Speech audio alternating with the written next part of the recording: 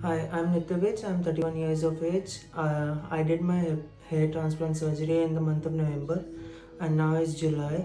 So basically, I opted for the hair transplant because I didn't had much hair density left on my scalp. So over here, I visited Medroots clinic, and over here, Dr. Anuj helped me a lot. He explained me the entire process, how he planned to do it, right? And he explained me what would be the outcome, and I do feel the outcome was very good.